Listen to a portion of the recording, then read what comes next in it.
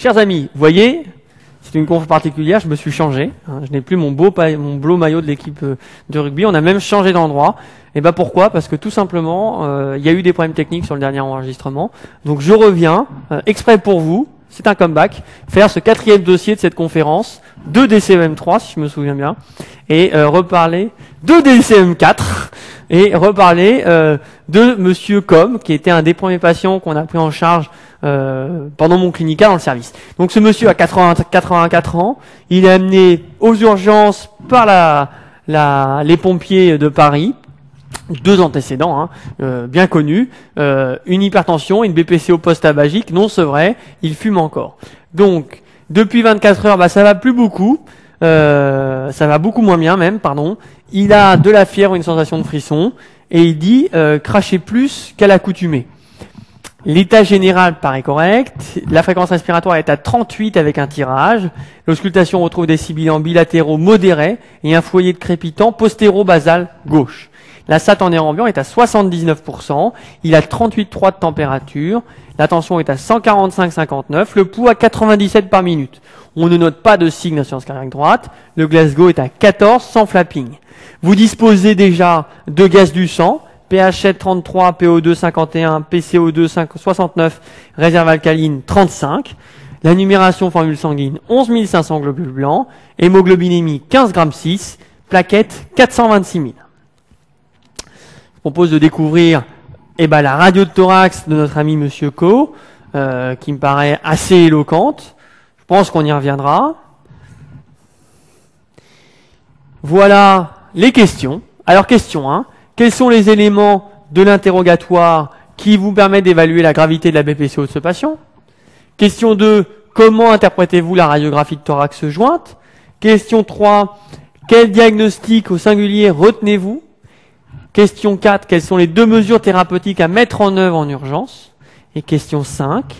Quels vont être les éléments de surveillance de votre patient dans les premières heures? Question 6. L'état reste précaire. Après 6 heures de prise en charge, il est encore polypnéique, son état de conscience est altéré. Que proposez-vous?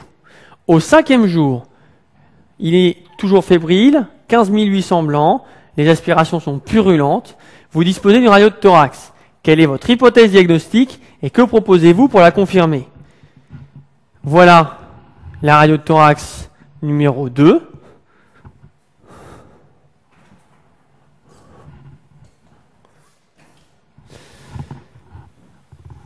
« 12 questions dans ce dossier. L'examen répond présence de nombreux coccyagrammes positifs en amas. Quelle est votre décision thérapeutique et pourquoi? Question 9. La situation s'améliore. Le patient va quitter le service de pneumologie pour un centre de réhabilitation respiratoire. Rappelez-en les principes de prise en charge. Quelles sont les 2 mesures thérapeutiques qui augmentent la survie chez les patients BPCO? C'est la question 10. Question 11. Monsieur Com présente des crachats hémoptoïques. 3 ans plus tard, vous réalisez une endoscopie bronchique. Quelle est votre hypothèse? Question 12. Vous notez une modification clinique, iconographie 4. Quelle en est la nature?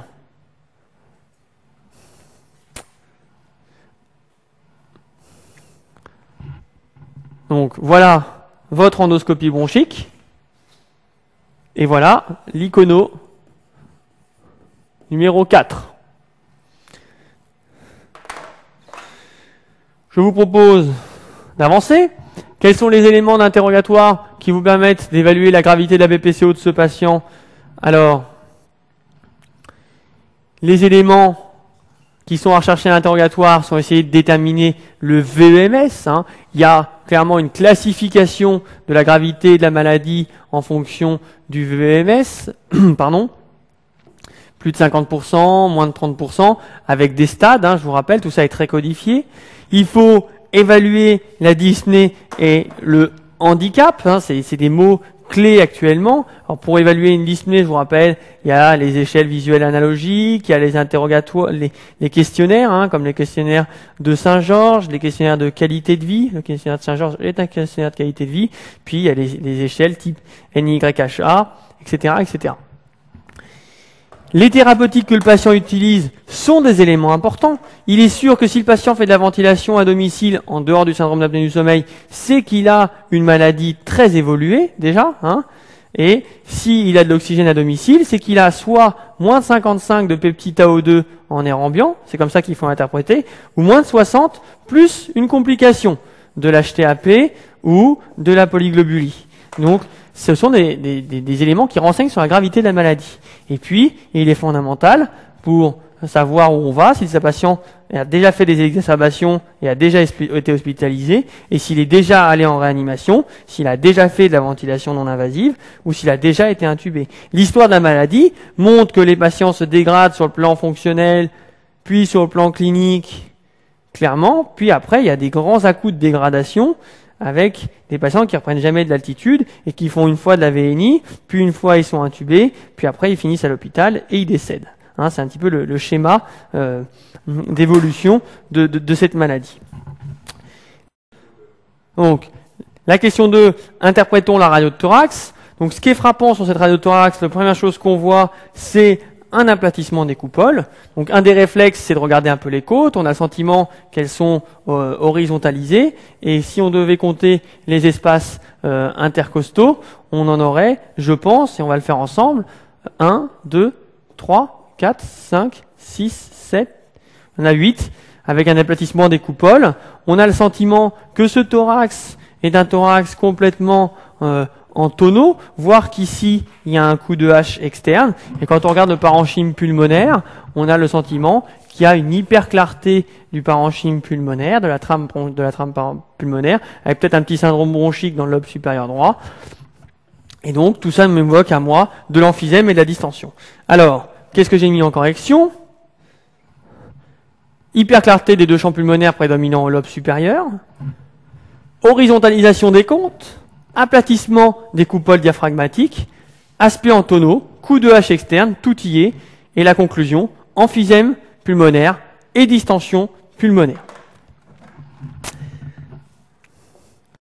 Alors, ce patient a une décompensation de BPCO, elle est sévère, hein, il est clairement en détresse respiratoire, c'est ce que je marque ici.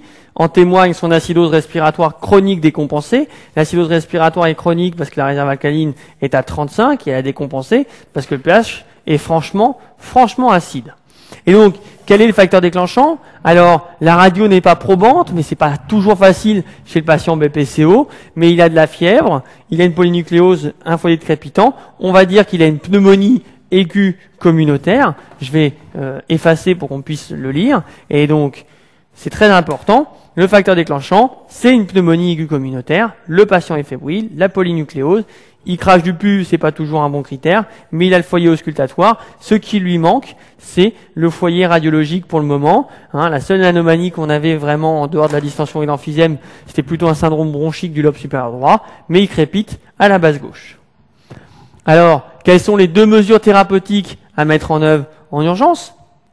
Alors, vous voyez, la diapositive apparaît. Donc, il faut effectivement que ce patient bénéficie d'une ventilation non invasive dans un contexte de réanimation. Pourquoi? Parce qu'il est en détresse respiratoire et qu'il est acide et que on a du mal à imaginer qu'il s'améliore avec des simples aérosols. Et vous venez de dire, petit 1, mon patient a une décompensation grave de BPCO, petit 2, c'est une pneumonie communautaire. Je pense qu'il faut lui rajouter le traitement de la pneumonie communautaire. Et chez ces patients BPCO, le traitement de la pneumonie communautaire, c'est avant tout amoxicilline, acide clavulanique, parce que ça couvre le pneumocoque, mais aussi les hémophiles, les staphylocoques dorés méties et les Klebsiella pneumoniae par exemple. La pneumonie, ici, sa gravité est essentiellement liée à la décompensation de BPCO, c'est plus un facteur déclenchant. En elle-même, elle n'est pas grave, mais il serait acceptable de rajouter un macrolide en disant qu'on veut tout couvrir si jamais le patient s'aggravait encore plus.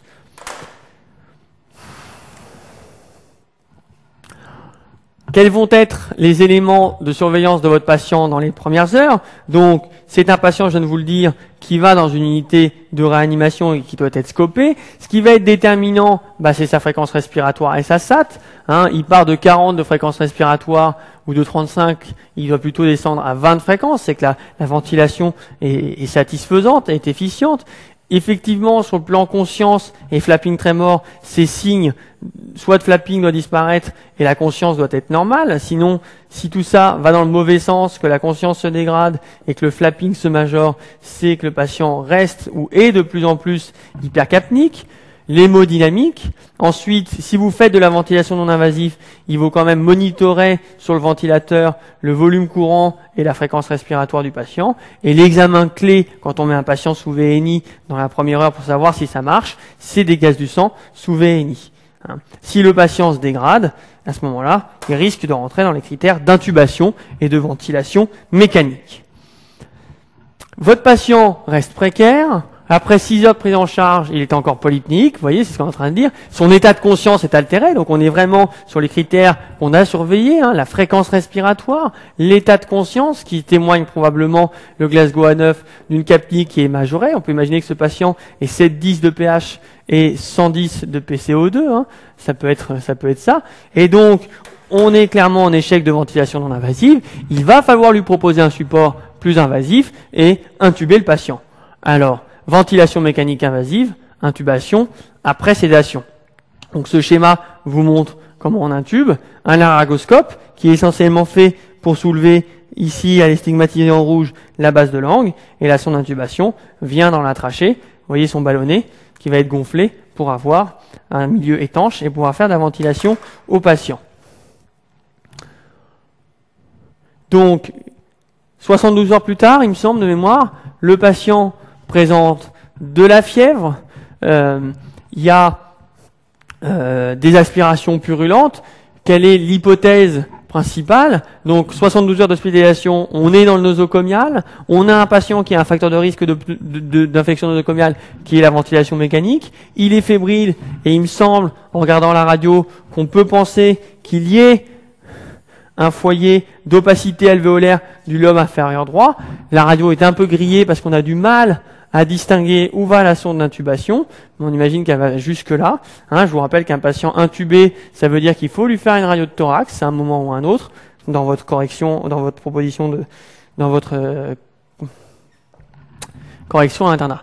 Donc, quelle est votre hypothèse diagnostique et que proposez-vous pour la confirmer? Donc, moi, je dirais que ce patient a une PAVM, et donc c'est une pneumonie nosocomiale acquise sous ventilation mécanique, et pour la confirmer, contrairement aux pneumonies communautaires, il est important d'en connaître la microbiologie, et pour cela, il faut faire des prélèvements respiratoires, et ces prélèvements respiratoires en France à l'heure actuelle sont des prélèvements respiratoires nobles, disto-alvéolaires, soit un lavage broncho-alvéolaire, soit un prélèvement distal protégé.